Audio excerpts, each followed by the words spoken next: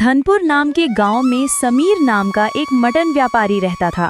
पूरे गांव में मटन की सिर्फ एक ही दुकान थी, इसलिए सभी लोग समीर के दुकान से ही मटन खरीदा करते थे। अरे समीर भाई, मटन कैसे दे रहे हो? 1 किलो 200 रुपए। ठीक है, 2 किलो दे दो। जी अभी देता हूँ, ताज़ा है बिल्कुल। इस तरह से समीर रोज मटन बेचता था और रात को दुकान बंद करके घर चला जाता था।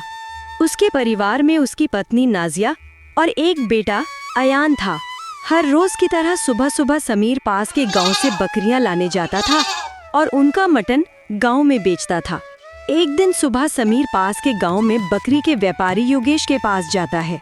योगेश कहता है, अरे समीर, सुना है आजकल तेरा धंधा खूब चल रहा है।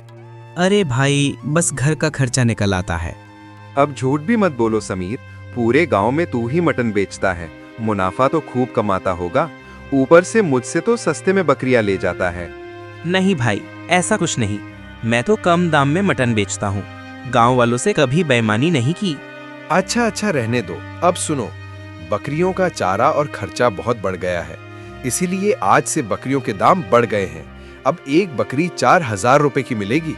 अरे भाई, ऐसा मत करो। इतनी महंगी बकरी मैं कैसे खरीदूंगा? और इतनी महंगी खरीद कर गांव में मटन सस्ते में कैसे बेचूंगा? लेना है तो लो, नहीं तो और भी है खरीदने वाले। समीर मजबूर था क्योंकि योगेश को छोड़कर पास में कोई और बकरी बेचने वाला नहीं था, इसलिए उसे ऊंचे दाम पर बकरी लेनी ही पड़ी। ठीक है भाई, आज तो मैं एक ही बकरी ले जा सकूंगा। पहले 1000 वाली बकरी होती थी तो 4 ले जाता था। भाई महंगी लग रही है तो और कहीं से खरीद लो। समीर एक ही बकरी लेकर घर पहुंचता है। नाजिया पूछती है, बाकी बकरियां कहाँ है? दुकान पर ही छोड़ दी? नहीं, जहाँ से बकरी लेता हूँ उसने दाम बढ़ा दिए। आज एक ही ला सका। तो फिर मटन कैसे बेचोगे?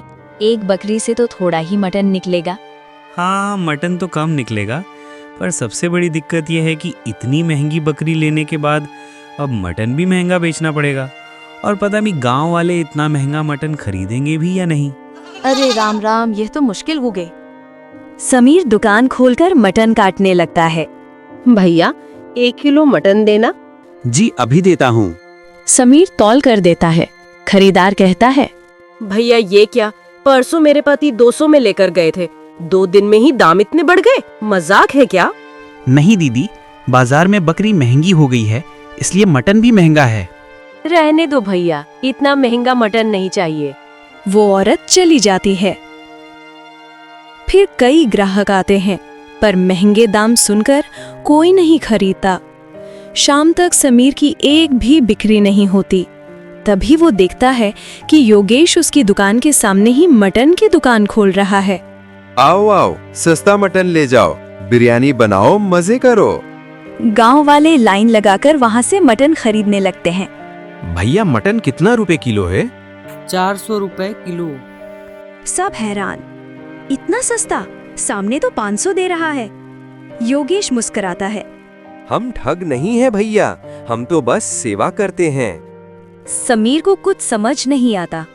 भीड़ कम होने पर वो योगेश से पूछने जाता है, भाई, तुमने ऐसा क्यों किया? बकरियां 4000 की बेचते हो और मटन 400 रुपए किलो में बेच रहे हो। एक काम करो, अपना सारा मटन मुझे बेच दो, मैं 300 रुपए किलो दूंगा। 300 में? मैंने 4000 देकर बकरी ली है। तो मत बेचो और जाओ यहाँ से। मजबूर होकर समीर सारा मटन बहुत सस्ते में बेच देता है और दुखी होकर घर लौटता है। नाजिया पूछती है, क्या हुआ, उदास क्यों हो? समीर सारी बात बताता है।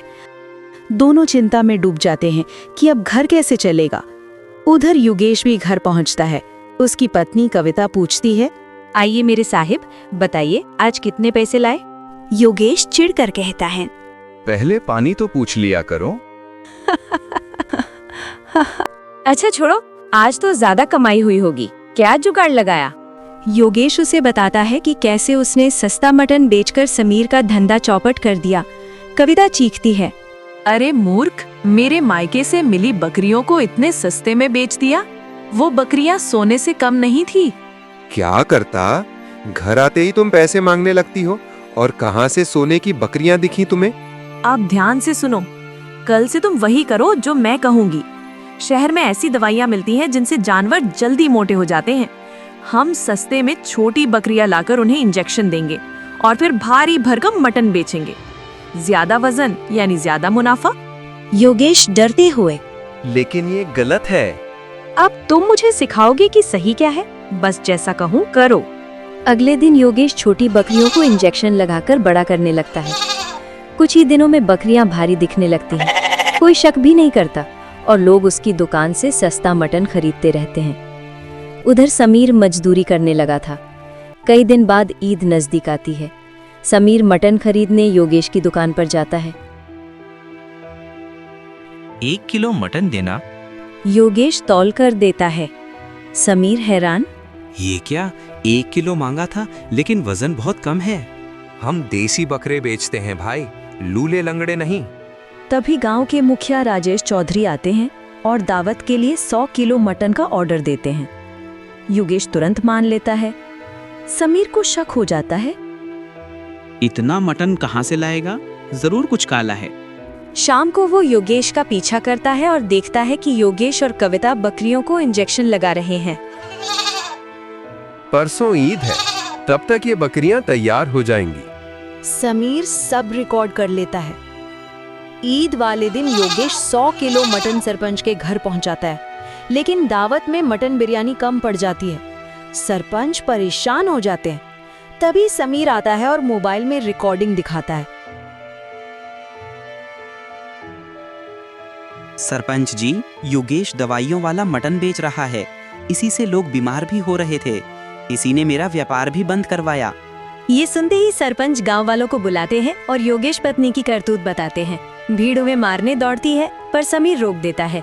कविता रोते हुए कहती है, हमें माफ कर दो समीर, लालच में अंधे हो गए थे। हम गांव छोड़कर जा रहे हैं। उस दिन के बाद समीर दोबारा मटन की दुकान खोलता है। अब उसकी दुकान पर पहले से भी ज्यादा ग्राहक आने लगते हैं।